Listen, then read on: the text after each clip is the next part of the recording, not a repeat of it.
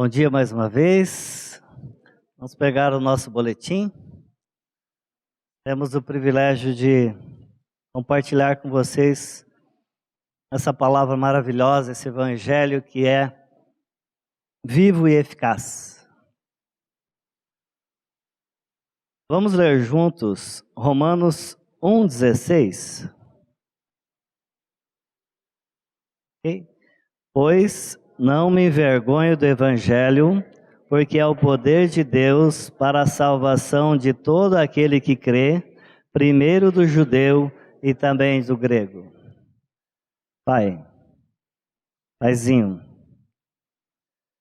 não temos nenhuma condição humana de proclamar a tua palavra, mas o teu Espírito pode, Pai. Fala com a minha vida, fala com a vida dos irmãos que estão ouvindo essa mensagem, para que o nome de Cristo possa ser glorificado. Amém. Dentro da nossa finitude, nós temos muitas dificuldades e fazemos muita confusão quando vamos apresentar o Evangelho a outras pessoas. Isso é comigo, não sei se acontece isso com você. Nosso propósito aqui é verificarmos através de algumas perguntas o que a palavra de Deus nos fala sobre esse mistério divino e também sobre esse amor incondicional derramado por cada um de nós na pessoa de Jesus Cristo. Esse estudo, na realidade, ele não é 7 passos para você evangelizar, não é nem uma receita de bolo, mas ele, durante a minha vida, tem me ajudado a conhecer o Evangelho, a crer no Evangelho e entender um pouco do Evangelho dentro daquilo que a própria palavra diz: conhecer, crer e entender. Isso tem sido importante na minha vida e tem sido importante quando eu vou falar desse Evangelho para outras pessoas. Então, o meu objetivo é que esse estudo te ajude também quando você for falar do Evangelho a outras pessoas, a comunicar de uma forma correta e para a glória dele. Quero dizer também que faz um ano que eu estou à frente, coordenando o ministério pastoral, né? Nós estamos coordenando os pastores, a liderança dos ministérios, dos departamentos. E uma coisa que eu tenho aprendido, inclusive num curso que eu estou fazendo, é de provocar as pessoas. Mas provocar as pessoas não no sentido que o Scarpinha é corintiano, ele tem um celular, e no celular dele ele tem um emblema do Corinthians. E aí, olha lá, está mostrando. E aí ele sabe que eu sou palmeirense, ele fala, quando o Corinthians ganha, ele chega e me provoca, né? Mas não é dessa provocação que eu estou falando. Apesar que faz tempo que ele não ganha, né? Não é dessa provocação que eu estou falando. Porque nesse curso, nós temos alguns professores que vêm de São Paulo, Rio, enfim, professores doutores, e eles têm falado que os estudantes estão muito na internet, hoje tudo se acha na internet, e o conhecimento e a profundidade é muito rasa das coisas. Né? Então se tem muita informação, mas é uma informação muito rasa. Então o meu propósito aqui é levar você a pensar um pouquinho, trazendo para a palavra de Deus, nas coisas que Ele tem feito na sua vida, e nas coisas que Ele ainda pode fazer na sua vida. E para começar, eu gostaria de refletir com você, fazendo a primeira provocação. Se eu e você tivéssemos uma única oportunidade de presentear uma pessoa, uma única oportunidade, é aquela ou nunca mais, você e eu escolheríamos apresentar o Evangelho de Cristo a essa pessoa como um presente? Nessa época de Natal, nessa época que se comemora o Natal, né? é muito comum, e eu já ganhei, eu gosto também de ganhar, pode dar presente, tá? Eu também já dei presente. Mas isso me pegou. Eu pensei em vários presentes, mas no principal, que é a vida de Cristo, o Evangelho, você já teve a oportunidade de apresentar, de dar esse presente e não o fez? Analisemos isso. Bom, partimos então para a primeira pergunta que nós temos aí no boletim. O que é esse Evangelho? O Evangelho é a boa nova do reino de Deus, Jesus Cristo, que tendo sofrido a morte na cruz para obter a salvação eterna para os homens, mas ressuscitado e exaltado à direita do Pai no céu, dali voltará em majestade para consumar o reino de Deus. Vamos ver o que diz a palavra de Deus em 1 Crônicas 29, 11 e 12 juntos? Teu Senhor é o poder, a grandeza, a honra, a vitória, a majestade, porque teu é tudo e quanto há nos céus e na terra. Teu, Senhor, é o reino, e tu te exaltaste por chefe sobre todos. Riquezas e glórias vêm de ti.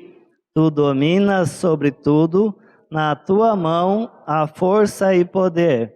Contigo está o engrandecer e a tudo dar força. Nós vemos aqui na palavra de Deus que a boa nova do reino de Deus é quem? O Senhor Jesus Cristo. Nós não temos outra nova ou novidade para apresentar. Nós temos, segundo a palavra de Deus e o Espírito que nos revela, é Jesus Cristo, que se manifesta em nós com poder, grandeza, honra, vitória, majestade, nos dando uma nova vida enquanto esperamos sua volta triunfal. Você espera a volta de Cristo? Mais uma provocação. Nós temos ansiado para que Cristo venha? Ou nós estamos contentes com a nossa vida terrena? Diante disso, nós temos a segunda pergunta, que estamos aí no boletim. Qual a essência do Evangelho? A essência do Evangelho é o poder de Deus encarnado na pessoa de Jesus para a salvação daquele que crê. A loucura da nossa única pregação é essa, que o poder de Deus nos incluiu na morte e ressurreição de nosso Senhor e Salvador Jesus Cristo, para termos uma nova vida frutífera para Deus. 1 Coríntios 1, 18, vamos ler juntos? Certamente a palavra da cruz é loucura para os que se perdem, mas para nós que somos salvos, poder de Deus.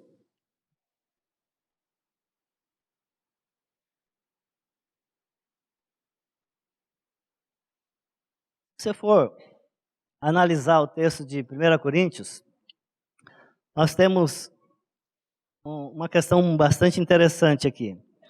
Paulo, que retoma o tema em sua pregação, lá em Corinto, tanto no conteúdo como na forma de pregação, ele carecia de sabedoria e retórica. Isso porque o povo de 1 Coríntios assim exigia. A cultura daquele povo era muito grande. Então precisava ser uma pregação convincente. Mas nós vemos que o próprio Paulo fala assim, apesar disso, Paulo argumenta, sua pregação foi muito mais eficaz do que sabedoria e retórica.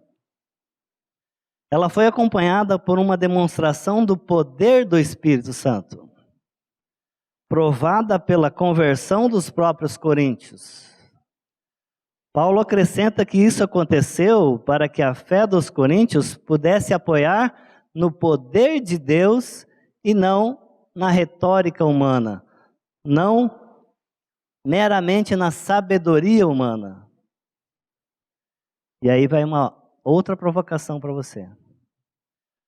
Onde está apoiada a sua fé?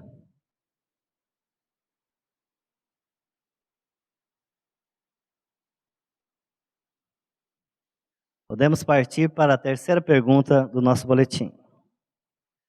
Qual o objetivo do Evangelho? Salvar os pecadores para serem testemunhas vivas do Cristo Salvador. Vamos ler 1 Timóteo 1, 15 e 16. Fiel é a palavra e digna de toda aceitação, que Cristo Jesus veio ao mundo para salvar os pecadores, dos quais eu sou o principal. Mas, por esta mesma razão, me foi concedida a misericórdia, para que em mim o principal evidenciasse Jesus Cristo e sua completa longanimidade, e servisse eu de modelo a quantos hão de crer naquele para a vida eterna. Não sei se vocês perceberam, mas em alguns textos já falados aqui para cima, nós vimos a palavra mas. E quando você vê essa palavra mas, nós temos que parar um pouquinho e analisar. No grupo de homens, às quintas-feiras, inclusive convido aos homens que queiram participar, às quintas-feiras lá na colina, nós temos um jantar muito precioso, antecedido de uma pregação mais preciosa ainda. E nesse ano nós estamos estudando, ainda não terminamos, pela segunda vez esse livro. É o livro chamado O Resto do Evangelho, dos autores Dan Stone e David Gregory, onde eles perguntam assim: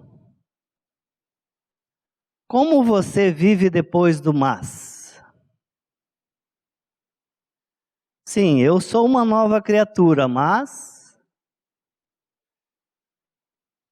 E é aí que realmente nós vivemos, após o mas. Sou uma nova criatura, mas sou muito falho. Não é assim que nós pensamos ou falamos muitas vezes? Ah, tá tudo bem, mas estou com esse problema. E se nós, ao invés disso, ao invés de ressaltar o fracasso depois do mas, se nós, ao invés disso, falássemos da seguinte forma: sou muito fraco, mas sou uma nova criatura. Isso soa diferente ou não? Tenho muitos problemas, mas eu tenho um Senhor que já venceu tudo para mim. Então, avalie essa questão. Como você tem vivido depois do mas?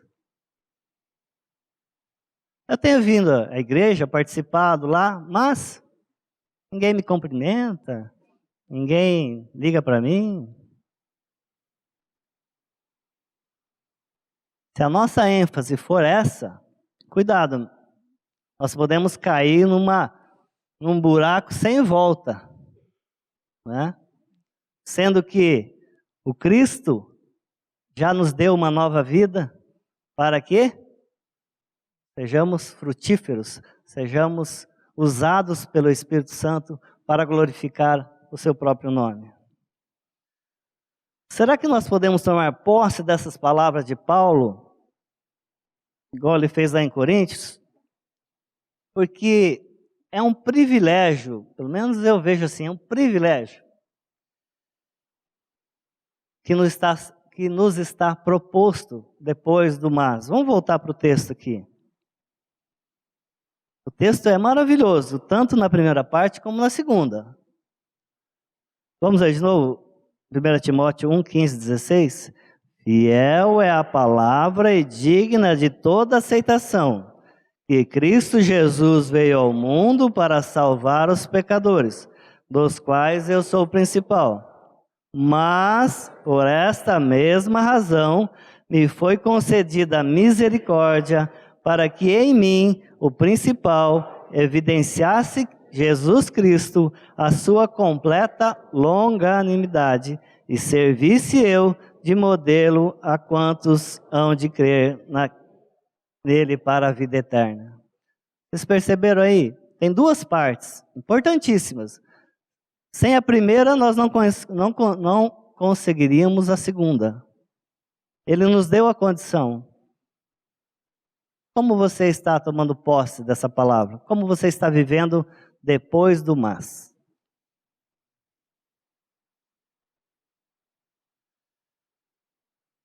Voltamos para o boletim. A palavra nos fala através do profeta Isaías ainda. Isaías 43, 10 e 11. Vós sois as minhas testemunhas, diz o Senhor, o meu servo a quem escolhi, para que o saibais, me creiais e entendais, que eu sou o mesmo, e que antes de mim Deus nenhum se formou, e depois de mim nenhum haverá. Eu sou o Senhor, e fora de mim não há Salvador.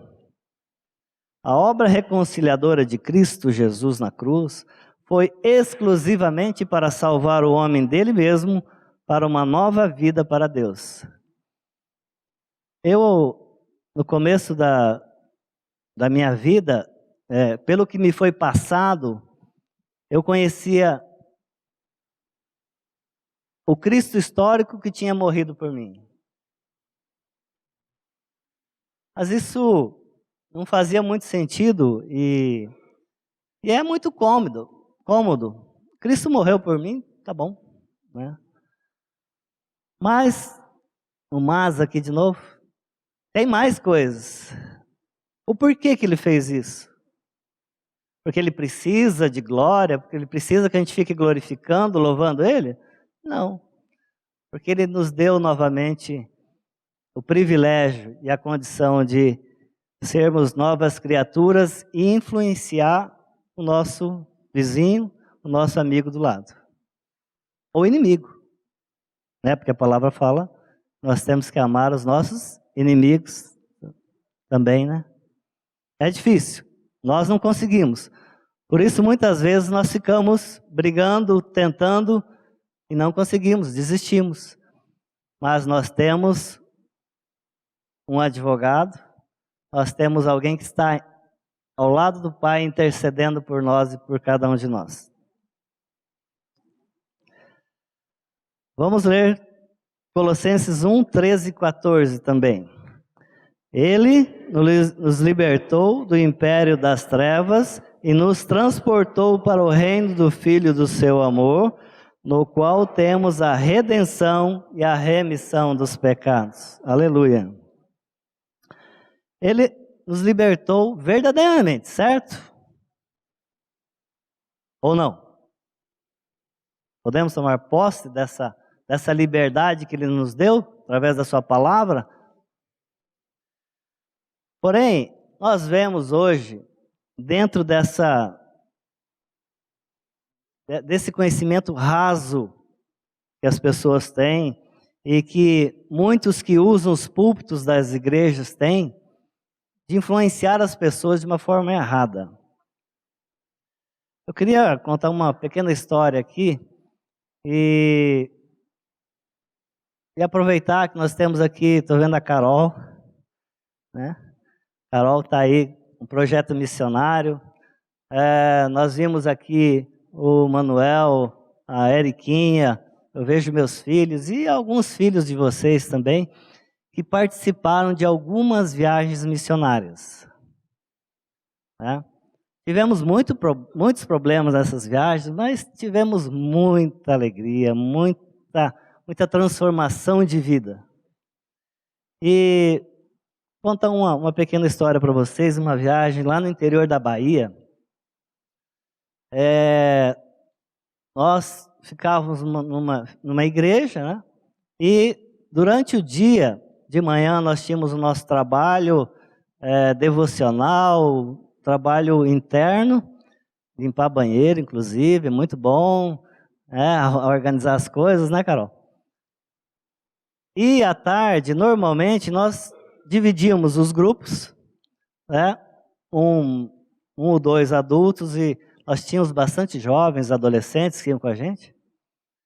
E nós passávamos pelas ruas convidando as pessoas para os trabalhos à noite, né? E naquela cidade específica nós tínhamos muito trabalho na praça. A praça ali era onde o povo se reunia, né? Então nós apresentávamos ali o louvor e teatro também, referente à palavra. E numa dessas ruas, eu mais uns 3 ou 4 meninos, mais umas 3 ou 4 meninas, a gente dividia assim o grupo. Nós chegamos numa casa e tinha uma senhora no portão, nós conversamos, nos apresentamos, falamos o porquê nós estávamos ali, né? E aquela senhora começou a ficar assim, agitada.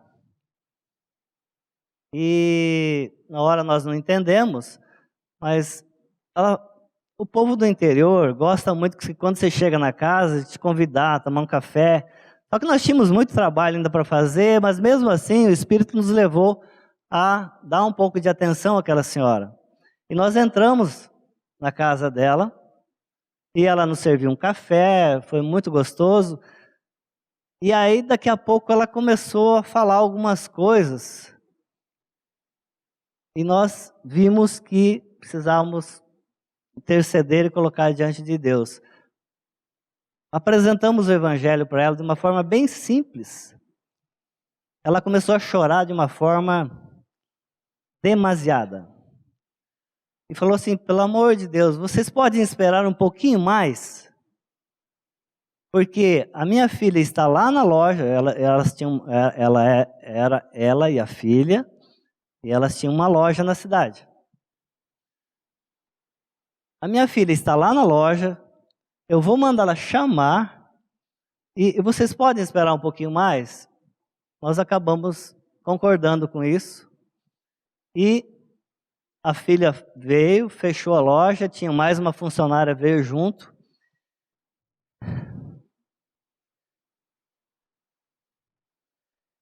E aí, ela saiu gritando no portão, falando o seguinte: filha, esse pessoal veio lá do Paraná dizer que nós não precisamos fazer nada para ganhar a salvação.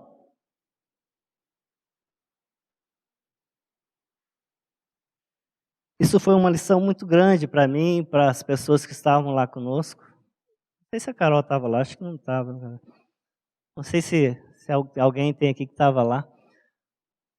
Mas, olha só, elas estavam, aí ela foi explicar um pouquinho mais a questão para nós. Aí acabou a panfletagem, nós não fizemos mais nada, ficamos lá um tempão, orando e conversando. E ela pôde nos falar que tinha um pastor na cidade, tá?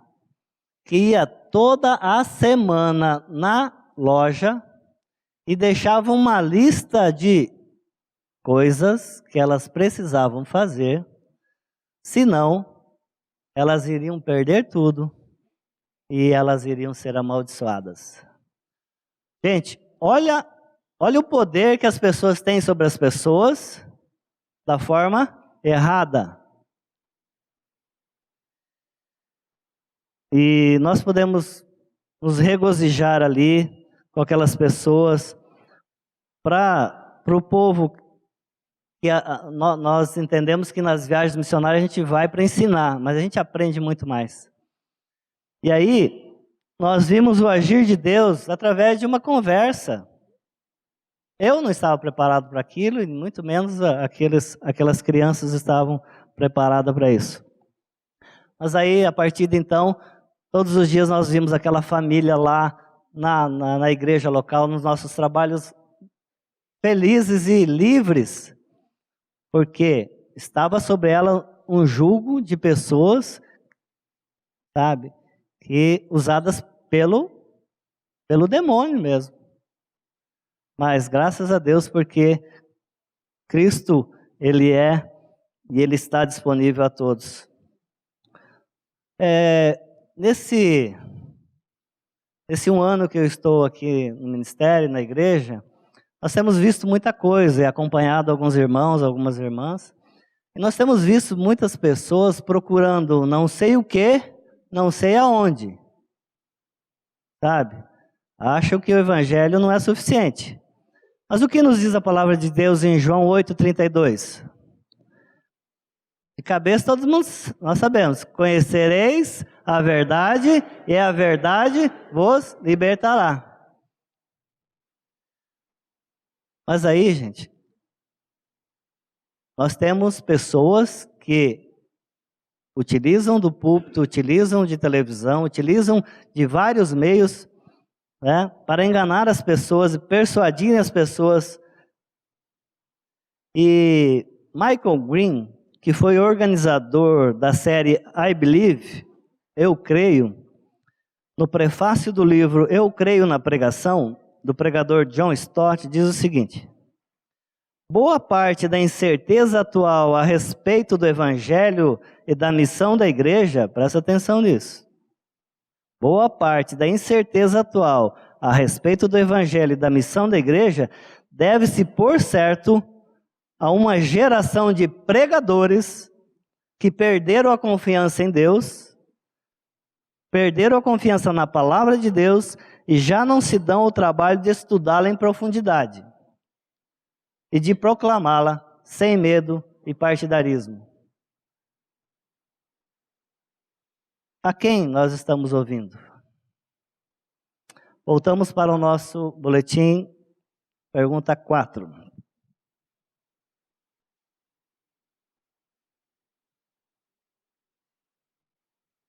Como aconteceu com a raça humana? No Éden, o homem tinha a opção de crer naquilo que Deus tinha falado, porém o homem preferiu não crer e deixou-se ludibriar pela aparência do que achava bom para ele. Texto de Gênesis 2, 15 e 17, vamos ler? Tomou, pois, o Senhor Deus ao homem e o colocou no jardim do Éden para cultivar e guardar. E o Senhor Deus lhe deu esta ordem: de toda árvore do jardim comerás livremente, mas da árvore do conhecimento do bem e do mal não comerás, porque no dia em que dela comeres, certamente morrerás. Mas, aí aparece novamente a palavra mas. No texto Gênesis 3:6. Mas, vendo a mulher que a árvore era boa para se comer, agradável aos olhos e árvore desejável para dar entendimento, tomou-lhe do fruto e comeu, e deu também ao seu... E ele comeu. Deus tinha dado uma ordem. Mas como nós vimos aqui, nós vivemos depois desse mas, né? Então, nós temos... Aí houve uma ruptura daquela parceria que só nos beneficiava. Vamos pensar direitinho. Lá no Éden era bom, não era? É? Cuidar dos animais, brincar com os animais, cuidar das frutas, das flores. Eu fico pensando, como seria lá? Mas Eva escolheu viver depois do mas. Eva escolheu viver por aquilo que ela viu, por aquilo que ela percebeu que era na sua finitude, ela percebeu que seria bom para ela. E ela viveu da forma errada. E lógico, passou o Adão e Adão também entrou nessa. Vamos para a nossa quinta pergunta. Como aconteceu a nossa inclusão no Evangelho? Com a separação que nós acabamos de ver e a independência do homem de Deus, com a separação e independência do homem, Deus sabedor de todas as coisas e com a essência do seu poder, que é o amor demonstrado pelo homem através de Jesus Cristo, já de antemão providenciou a liberdade que o homem achava ter alcançado com sua decisão de não ouvir a Deus. Jeremias 31:3 nos fala o seguinte: de longe se me deixou ver o Senhor dizendo, com amor eterno eu te amei, por isso com benignidade te atraí. Deus, Ele perguntou onde estavam Adão e Eva, mas Ele não ficou questionando, Ele não ficou pedindo satisfação. Deus não tirou satisfação com Adão porque não tinha crido. Ele simplesmente amou de tal forma que para nós é loucura entender. Vamos nos colocar nessa situação. Primeira pergunta que nós íamos fazer para Adão seria: por que você fez isso? Não é? Vamos lá. Éramos inimigos e Ele mesmo nos reconciliou.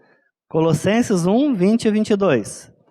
Havendo feito a paz pelo sangue da cruz, por meio dele, reconciliasse consigo mesmo todas as coisas, quer sobre a terra, quer nos céus, e a vós outros também, que outrora erais estranhos e inimigos no entendimento, pelas vossas obras malignas, agora, porém, vos reconciliou no corpo da sua carne, mediante a sua morte, para apresentar-vos perante ele santos, inculpáveis e impreensíveis. Éramos estranhos pela desobediência de não crer naquele e naquilo o qual havia falado. Porém, não desistiu de nós, por amor e por misericórdia. Ele precisava voltar atrás e falar: não, eu vou providenciar uma nova chance para você. Não precisava. Mas ele nos amou e não hesitou em fazer o que ele fez. Vamos ler Colossenses 2, 12 a 15. Tendo sido sepultados juntamente com ele no batismo, no qual igualmente fostes ressuscitados mediante a fé no poder de Deus que o ressuscitou dentre os mortos, e a vós outros que estavas mortos pelas vossas transgressões e pela incircuncisão da vossa carne, vos deu vida juntamente com ele, perdoando todos os nossos delitos, tendo cancelado o escrito de dívida que era contra nós e que constava de ordenanças, o qual nos era prejudicial, removeu-o inteiramente, cravando na cruz e, despojando os principados e as potestades, publicamente os expôs ao desprezo, triunfando deles na cruz. Eu fico me perguntando e provoco você a pensar nisso também.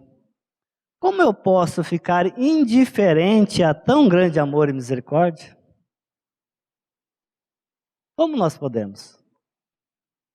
No livro Paulo, o Espírito e o Povo de Deus, Gordon Fee nos diz o seguinte: o que foi revelado pelo Espírito não é alguma sabedoria secreta e obscura, mas o conteúdo do Evangelho, o mistério de Deus. A necessidade de revelação pelo Espírito neste ponto é considerável, uma vez que ele exige um nível de compreensão que a sabedoria humana jamais poderia atingir. O Evangelho, em seu ponto mais profundo, contradiz plenamente a sabedoria humana. Deus redimiu a nossa raça decaída por meio da suprema contradição de um Messias crucificado. Dentro da meritocracia, né? Dentro da nossa mente, nós não conseguimos entender isso.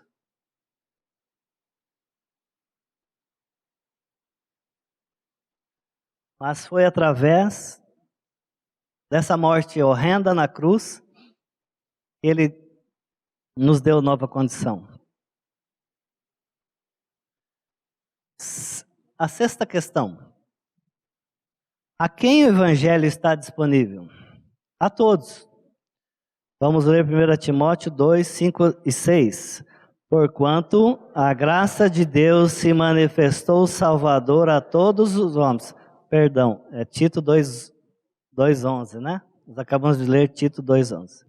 Mas 1 Timóteo 2, 5 e 6 diz o seguinte: porquanto há um só Deus e um só mediador entre Deus e os homens, Cristo Jesus, homem, o qual a si mesmo se deu em resgate por todos, testemunho que se deve prestar em tempos oportunos. Mas, todavia, contudo, o mas aparece aqui de novo. Não obstante a manifestação da graça do Pai a todos os homens, como no Éden, alguns ainda se rebelam, querendo e achando que podem conquistar a salvação pelos seus próprios méritos. Não reconhecendo a falibilidade do ser humano, para estes, infelizmente, apesar de disponível, não aceitam a graça e a misericórdia do Senhor, perecendo no seu orgulhoso pecado. Será que isso é para o meu vizinho? Para o meu primo? Será que nós não nos pegamos depois desse mas aqui? Avalie isso na sua vida diante de Deus. E 7. Qual a condição do Evangelho? Crer somente. Só isso? Só. Vamos ver o que a palavra de Deus diz em João 1. É um texto grande, mas vale a pena nós falarmos aqui. João 1, 1 a 12. No princípio era o Verbo, e o Verbo estava com Deus, e o Verbo era Deus. Ele estava no princípio com Deus. Todas as coisas foram feitas por intermédio dele, e sem ele nada do que foi feito se fez. A vida estava nele, e a vida era a luz dos homens. A luz resplandece nas trevas, e as trevas não prevaleceram contra ela. Houve um homem enviado por Deus, cujo nome era João. Este veio como testemunha para que testificasse a respeito da luz, a fim de todos virem a crer por intermédio dele. Ele não era luz, mas veio para que testificasse da luz, a saber, a verdadeira luz. Mundo ilumina todo homem. O Verbo estava no mundo. O mundo foi feito por intermédio dele, mas o mundo não o conheceu. Veio para o que era seu, e os seus não o receberam. Mas a todos quantos o receberam, deu-lhes o poder de serem feitos filhos de Deus, a saber, aos que creem no seu nome. Amém? Eu preciso cumprir uma lista de questões para ser salvo? A palavra de Deus diz que o próprio Espírito de Deus nos leva a crer. Vejamos outros textos maravilhosos da palavra. Vamos ver João 3, 16, 18. Porque Deus amou o mundo de tal maneira que deu seu Filho unigênito, para que todo que nele crê não pereça, mas tenha a vida eterna. Deus enviou o seu Filho ao mundo, não para que julgasse o mundo, mas para que o mundo fosse salvo por ele. Quem nele crê não é julgado. O que não crê já está julgado, porquanto não crê no nome do unigênito Filho de Deus. E a palavra continua. 1 João 5, 10 e 12. Aquele que crê no Filho de Deus tem em si o testemunho. Aquele que não dá crédito a Deus o faz mentiroso, porque não crê no testemunho que Deus dá acerca do seu Filho, e o testemunho é este: que Deus nos deu a vida eterna, e esta vida está no seu Filho. Aquele que tem o Filho tem a vida. Aquele que não tem o Filho de Deus não tem a vida. Misericórdia de nós. Nós estamos procurando a vida, Cristo, em alguma outra situação, a não ser na sua palavra. Amados, esses textos são riquíssimos. Não tem como aqui, pelo tempo, nós tratarmos muito sobre isso, mas eu queria provocá-los a em casa.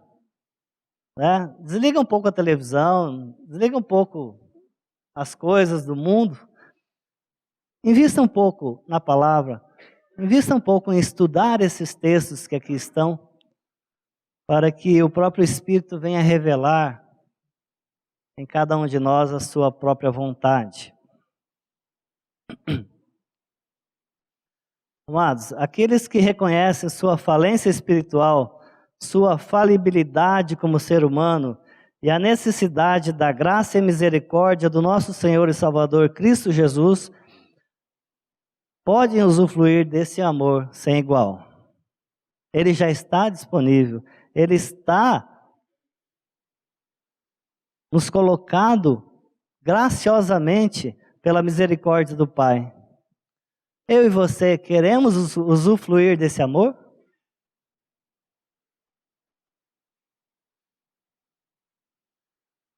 Eu fiquei muito tempo intrigado por aquela pergunta de Jesus do paralítico, né? Queres ser curado? Mas aqui eu vejo que nós precisamos pensar um pouco nisso. Será que eu quero usufruir desse amor? Ou eu quero usufruir das benesses que Cristo, que Deus e Cristo pode me dar riqueza, pode me dar uma série de coisas. Eu estou querendo ir na prateleira do supermercado de Deus? Ou estou querendo ter uma intimidade? Estou querendo... Nós sabemos que pela nossa própria vontade a própria palavra diz que nós não procuramos Deus, mas o próprio Espírito de Deus agindo no nosso, ele nos leva a querer. Antes de terminar, estamos indo para o final. O tempo passa rápido, né?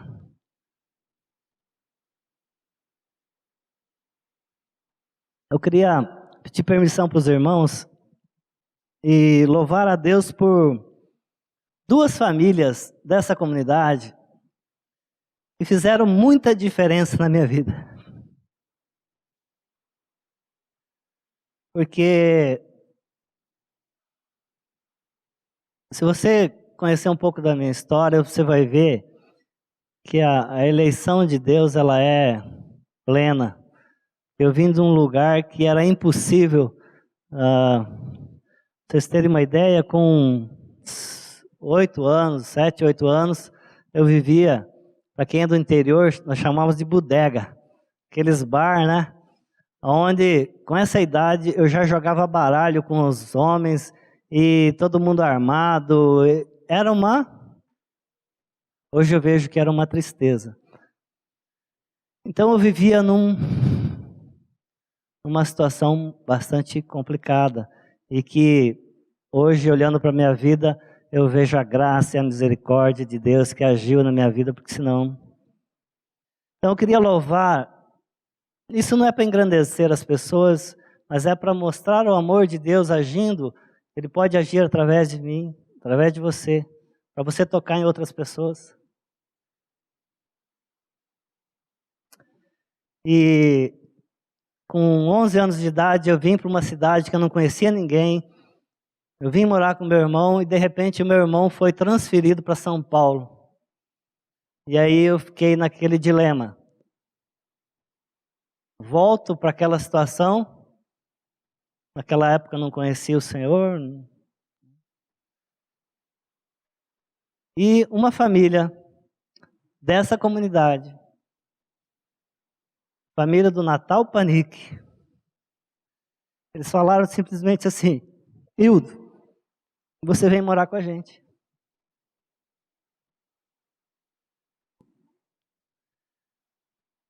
Sabe? Eles não têm ideia do que foi isso. Mas não só por isso, mas porque ali eu comecei a ouvir o Evangelho da graça de Deus. Ali Deus começou a trabalhar na minha vida. Meu primeiro acampamento, lá na Chácara Batista ainda, era o pastor Abuchaim que estava pregando. Eu cheguei lá, aquele velho tocando aquela gaita, eu falei: o que eu estou fazendo aqui? Mas a pregação daquele dia, daquele velho, daquele senhor, usando aquela gaita, usando o falar dele, ali,